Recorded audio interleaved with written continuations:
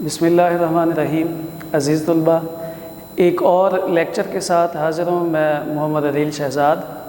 ہم نے اپنے لاسٹ ٹائم لیکچر میں نعت کا تعارف پڑھا، اس کے ساتھ شاعر کا تعارف پڑھا اور شعر نمبر 1 پڑھا۔ آج ہم دیکھیں گے سیکنڈ نظم نمبر 2 ہے نعت، اس کا شعر نمبر 2۔ شعر نمبر 2 ہے: دل نوازو دل پذیرو دل نشینو دل کشا، چارہ سازو چارہ کارو چارہ گر خیر البشر صلی اللہ علیہ وسلم۔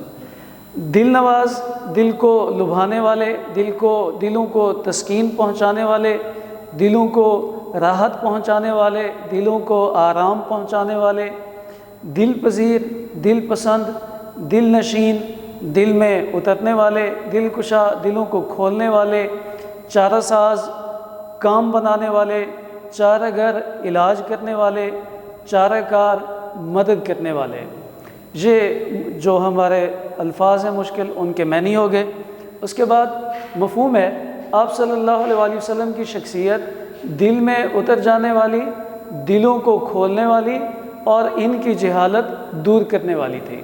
سب سے پہلے اس شعر کے اندر صنعت تکرار موجود ہے۔ صنعت تکرار ایسی صنعت ہے کہ شاعر اگر اپنے کلام میں، اپنے شعر کے اندر کسی لفظ کو بار بار دہراتا ہے تو ہم کہتے ہیں یہ صنعت تکرار ہے۔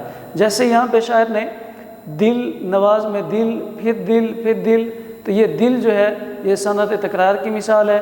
اسی طرح سے نیچے والے مصرعے میں چارہ، پھر دوسری بار، پھر تیسری بار، یہ بھی صنعت تکرار کی مثال ہے۔ اس کے بعد میں نے یہاں پہ پوائنٹ لکھا کہ آپ صلی اللہ علیہ وسلم کی شخصیت جو ہے وہ دل نواز ہے۔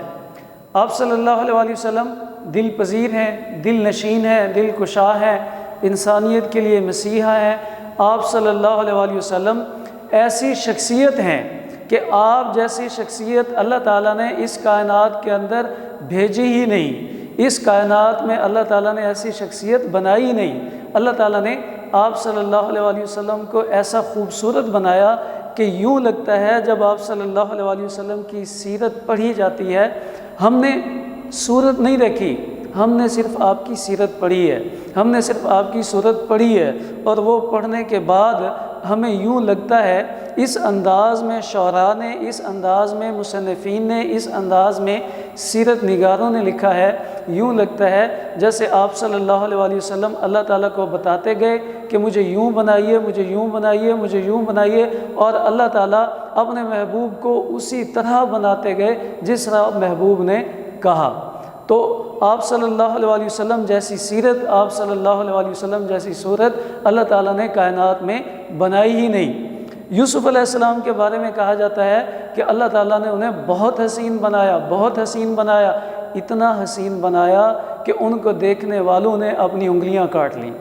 اور آپ صلی اللہ علیہ وسلم کو منفرد بنایا، آپ صلی اللہ علیہ وسلم کو اتنا خوبصورت بنایا، اتنا خوبصورت بنایا کہ جنہوں نے دیکھا وہ ایمان لے گئے، انہوں نے کلمہ پڑھ لیا۔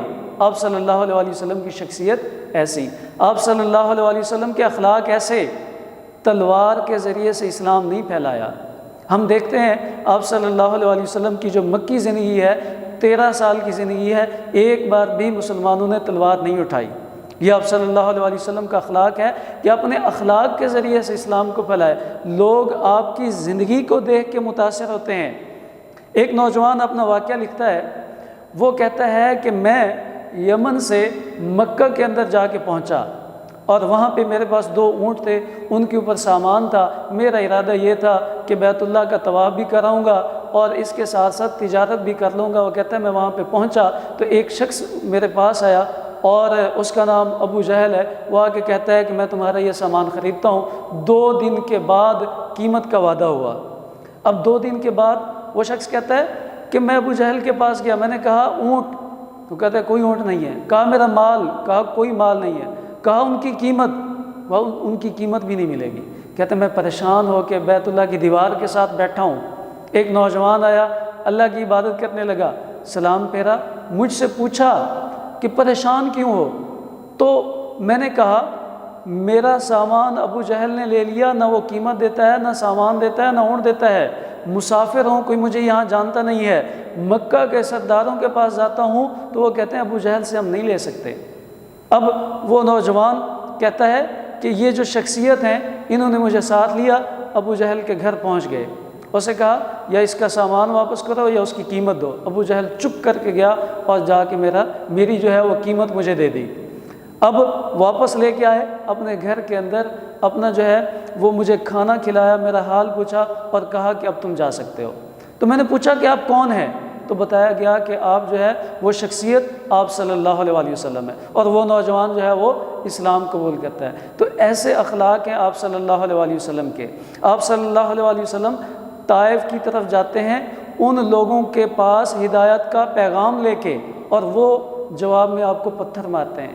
اتنے پتھر مارے گئے کہ آپ صلی اللہ علیہ وسلم کے جوتے جو ہے وہ خون سے بھر گئے، یہ سر سے لے کے پاؤں تک جسم خون سے بھر گیا ہے۔ فرشتہ آ گیا، اگر آپ کہیں تو یہ 2 پہاڑ ہیں ان کو ملا دوں یہ تباہ و برباد ہو جائیں گے۔ آپ صلی اللہ علیہ وسلم کے الفاظ ہیں نہیں نہیں نہیں نہیں، ایسا نہیں، بلکہ یہ نہیں تو آنے والی ان کی جو نسل ہے وہ اسلام قبول کریں گے۔ ہم دیکھتے ہیں کہ فتح مکہ کے بعد وہی لوگ جو پتھر مارنے والے تھے وہ اسلام قبول کرتے ہیں۔ تو ایسا اخلاق ہے آپ صلی اللہ علیہ وسلم کا، لوگوں کے دلوں میں ایسے اتر جاتے کہ مکہ کے کافر جو ہے وہ کہا کرتے تھے آپ صلی اللہ علیہ وسلم سے کوئی بات نہ کرے، جو آپ سے بات کرے گا، جو آپ کو دیکھ لے گا وہ ان کا ہو جائے گا، وہ اسلام قبول کر لے گا، کیونکہ جو بھی آپ صلی اللہ علیہ وسلم سے کلام کرتا وہ آپ صلی اللہ علیہ وسلم کا ہو کے رہ جاتا۔ جو ایک بار آپ صلی اللہ علیہ وسلم کو دیکھ لیتا وہ آپ صلی اللہ علیہ وسلم کا ہو کے رہ جاتا۔ ایسی شخصیت، ایسا اثر آپ صلی اللہ علیہ وسلم کی باتوں کے اندر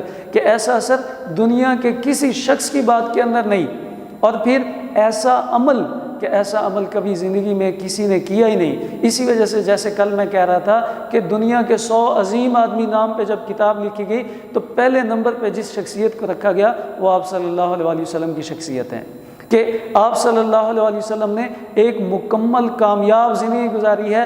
دنیا کی تاریخ میں ایسی کامیاب زندگی ہمیں کبھی کہیں نہیں ملتی اور نہ ہی قیامت تک مل سکتی ہے، کہ جس کی زندگی پہ عمل کرنے سے دنیا بھی کامیاب ہوتی ہے اور آخرت بھی کامیاب ہوتی ہے۔ آپ صلی اللہ علیہ وسلم کے علاوہ کسی کی زندگی نہیں۔ انسانیت کے لیے مسیحا ہیں، وہ غم کے مارے، وہ دکھ کے مارے، جن کی کوئی سننے والا نہیں ہے ان کی آپ صلی اللہ علیہ وسلم سننے والے ہیں۔ حضرت بلال رضی اللہ تعالیٰ عنہ اپنا واقعہ لکھتے ہیں کہ مجھے سخت بخار ہے، سردی کا موسم ہے، دھند ہے۔ امیہ بن خلف جو ان کا اس وقت آقا تھا وہ ظلم کرتا ہے حضرت بلال رضی اللہ تعالیٰ عنہ پہ۔ حضرت بلال کہتے ہیں ایسا ہوا کہ میں جو ہے وہ رات کے وقت جا کے سو گیا، مجھے بخار تھا۔ امیہ بن خلف آیا، آگے کہنے لگا جا کے جو پیسو۔ میں نے کہا بخار ہے؟ کہا نہیں جو پیسو، نہیں تو میں تمہیں سزا دوں گا۔ اب وہ کہتے ہیں میں چکی بھی چلا رہا ہوں، روئے بھی جا رہا ہوں اور بخار بھی ہے، جسم میں بھی درد ہے۔ اتنے میں ایک نوجوان آتا ہے، آگے کہتا ہے پریشان کیوں ہو، روتے کیوں ہو؟ میں نے کہا تم کیا کر لو گے؟ تو انہوں نے پوچھا ہے کیا؟ تو حضرت بلال رضی اللہ تعالیٰ عنہ فرماتے ہیں میں نے بتایا کہ مجھے بخار ہے اور میرے آقا نے کہا جا کے اندر سو جاؤ۔ میں نے کہا صبح، کہا نہیں تم سو جاؤ۔ آپ صلی اللہ علیہ وسلم وہ شخصیت ہے، گھر گئے، دودھ لے کے آئے، کھجوریں لے کے حضرت بلال کو دی، اور خود جو ہے وہ ساری رات ان کی جگہ پہ وہ چکی پیسی۔ حضرت بلال رضی اللہ تعالیٰ عنہ پہ جب اسلام قبول کر لیا تو پھر ہر وقت عہد متاثر کس چیز سے ہوئے ہیں؟ آپ صلی اللہ علیہ وسلم کے اخلاق سے ہوئے ہیں۔ تو آپ صلی اللہ علیہ وسلم انسانیت کے لیے مسیحا ہیں، آپ صلی اللہ علیہ وسلم لوگوں کے کام بنانے والے ہیں، آپ صلی اللہ علیہ وسلم دنیا کے بہترین انسان ہیں، مدد کرنے والے ہیں، لوگوں کو جہالت سے نکالنے والے ہیں۔ وہ قوم جو بتوں کی عبادت کرتی تھی، وہ قوم جو ننگے ہو کے بیت اللہ کا طواف کرتے تھے، وہ قوم جو بیٹیوں کو زندہ دفن کر دیا کرتے تھے، وہ قوم جو چھوٹی چھوٹی باتوں پہ تلوار نکال کے دوسروں کی گردن جو ہے وہ اڑا دیا کرتے تھے، جو بکریوں کی وجہ سے، بھیڑوں کی وجہ سے، اونٹوں کی وجہ سے، اونٹ کے آگے بڑھ جانے کی وجہ سے، گھوڑے کے آگے بڑھ جانے کی وجہ سے ایک دوسرے سے لڑ پڑتے تھے، آپ صلی اللہ علیہ وسلم نے ان کو بھائی بھائی بنا دیا ہے۔ آپ صلی اللہ علیہ وسلم نے ان کے درمیان اخوت کا رشتہ قائم کر دیا ہے۔ تو یہ آپ صلی اللہ علیہ وسلم کی سیرت ہے، یہ آپ صلی اللہ علیہ وسلم کے اخلاق ہیں، یہ آپ صلی اللہ علیہ وسلم کا دوسروں کے ساتھ جو ہے وہ کام بنانے والا عمل ہے، ان کی مدد کرنے والا عمل ہے۔ وہ قوم جو جہنم کے کنارے کھڑی تھی کہ انہوں نے تباہ و برباد ہو جانا تھا، اب آپ صلی اللہ علیہ وآلہ وسلم کی سیرت کی وجہ سے، آپ کی زندگی کی وجہ سے، آپ کی نبوت کی وجہ سے انہیں جو ہے وہ جہنم کے کنارے سے لا کر جنت کے اندر جا کے پہنچاتے ہیں۔ اور وہ لوگ جنہیں کوئی جانتا نہیں تھا، عرب کے وہ لوگ جو کہ جن کی کوئی مدد کرنے والا کوئی نہیں ہوتا تھا، جن کو کوئی پوچھنے والا کوئی نہیں ہوتا تھا، اب وہ اسلام لے کے آتے ہیں۔ اسلام نے انہیں کیا عزت دی؟ حضرت ابوبکر صدیق رضی اللہ تعالیٰ عنہ آپ صلی اللہ علیہ وسلم کے بعد پہلے خلیفہ بنتے ہیں۔ حضرت عمر رضی اللہ تعالیٰ عنہ فرماتے ہیں میں تو اونٹوں کو چرایا کرتا تھا، یہ جو مجھے عزت ملی ہے یہ اسلام کی وجہ سے ملی ہے۔ تو اسلام نے وہ عرب کا سردار بنایا، پھر اسلام نے ہی دنیا کا سردار بنا دیا، دنیا کا خلیفہ بنا دیا۔ تو یہ اسلام کی طاقت ہے، یہ آپ صلی اللہ علیہ وسلم کی طاقت ہے جو آپ صلی اللہ علیہ وسلم کی وجہ سے اسلام کو ملی ہے۔ کس نے زروں کو اٹھایا اور صحرا کر دیا، کس نے قطروں کو ملایا اور دریا کر دیا، آدمیت کا غرض ساما مہیا کر دیا، ایک عرب نے آدمی کا بول بالا کر دیا کہ آپ صلی اللہ علیہ وسلم نے گرتے ہوں کو سنبھالا ہے، آپ صلی اللہ علیہ وسلم نے جہنم کے کنارے کھڑے لوگوں کو سنبھالا ہے، آپ صلی اللہ علیہ وسلم نے غریبوں کی مدد کی ہے، آپ صلی اللہ علیہ وسلم نے ان کی مدد کی ہے جنہیں کوئی پوچھنے والا نہیں تھا۔ تو آپ صلی اللہ علیہ وسلم نے انسانیت کو عزت دی ہے۔ لطف ہی لطف ہے اس رحمت عالم کی نظر، خیر ہی خیر ہے شاہ دو سرا کے جلوے۔ تو اسی طرح سے ہم چلتے ہیں شعر نمبر 3 کی طرف۔ شعر نمبر 3 ہے: سر بسر مہر و مروت، سر بسر صدق و صفا، سر بسر لطف و عنایت، سر بسر خیر البشر۔ سر بسر مکمل طور پر، مہر و مروت محبت، سخاوت، لطف و عنایت مہربانی، فیض بخشش، صدق و صفا سچائی اور پاکیزگی۔ مفہوم ہے آپ صلی اللہ علیہ وسلم محبت کرنے والے، صادق و امین اور دوسروں پر کرم کرنے والے تھے۔ سب سے پہلے رحمت للعالمین، آپ صلی اللہ علیہ وسلم رحمت للعالمین، دونوں جہانوں کے لیے رحمت، دنیا کے لیے بھی رحمت، آخرت کے لیے بھی رحمت، محشر کے دن بھی رحمت۔ اب آپ صلی اللہ علیہ وسلم کی رحمت وہ صرف مسلمانوں کے لیے نہیں، انسانیت کے لیے، کہ آپ صلی اللہ علیہ وسلم، اللہ تعالیٰ فرماتے ہیں، مفہوم بتا رہا ہوں، آپ صلی اللہ علیہ وسلم جب تک ان لوگوں کے اندر موجود ہیں میں کسی پہ عذاب بھی نہیں بھیجوں گا، میں کسی کافر پہ عذاب نہیں بھیجوں گا۔ کیوں؟ کہ اتنا بڑا رحمت للعالمین جو ہے وہ ان کے اندر موجود ہے۔ آپ صلی اللہ علیہ وسلم کی رحمت بزرگوں پہ، آپ کی رحمت، آپ کی شفقت جانوروں پہ، انسانوں پہ، مسلمانوں پہ، بچوں پہ، عورتوں پہ، کائنات میں ہر چیز پہ آپ صلی اللہ علیہ وسلم کی رحمت موجود ہے۔ اس کے بعد آپ صلی اللہ علیہ وسلم محبت اور کرم کرنے والے۔ آپ صلی اللہ علیہ وسلم نے اپنی 63 سالہ زندگی کے اندر کبھی کسی کو بد دعا نہیں دی، ان کے لیے دعائیں مانگ رہے ہیں۔ جیسے میں نے ابھی کہا کہ طائف والوں کو دعا دے رہے ہیں فتح مکہ کے موقع پر۔ اب وہ لوگ ہیں، فتح مکہ فتح ہو چکا ہے، سامنے وہ لوگ مجرم بن کے کھڑے ہیں جن کی وجہ سے آپ صلی اللہ علیہ وسلم کو مکہ چھوڑنا پڑا۔ وہ سازشیں کر رہے تھے، وہ کہہ رہے تھے یا تو آپ صلی اللہ علیہ وسلم کو جلا وطن کر دیا جائے، یا آپ کو قید کر دیا جائے، یا نعوذ باللہ آپ صلی اللہ علیہ وسلم کو شہید کر دیا جائے۔ یہی لوگ اب سامنے کھڑے ہوئے ہیں، لیکن آپ صلی اللہ علیہ وسلم کے الفاظ کیا ہیں؟ جاؤ آج کے دن تم سب آزاد ہو۔ کسی پہ زور زبردستی نہیں ہے، کوئی اسلام قبول کرنا چاہے کر لے، نہیں تو جو اپنے مذہب کے مطابق زندگی گزارنا چاہتا ہے وہ مذہب کے مطابق زندگی گزارے۔ یہ اخلاق ہیں، اسی اخلاق کی وجہ سے، اسی رحمت کی وجہ سے وہ لوگ ایمان لے کے آتے ہیں۔ طائف میں جاتے ہیں وہی لوگ ہیں جنہوں نے پتھر مارے تھے، لیکن آپ صلی اللہ علیہ وسلم فرماتے ہیں کہ یہ وہی لوگ ہیں جن کو اس وقت میں نے دعا دی تھی کہ اللہ ان کی نسل کو ہدایت دینا، آج یہ ہدایت لینے کے لیے کھڑے ہوئے ہیں۔ تو آپ صلی اللہ علیہ وسلم لوگوں سے محبت اور کرم کرنے والے، آپ صلی اللہ علیہ وسلم صادق اور امین۔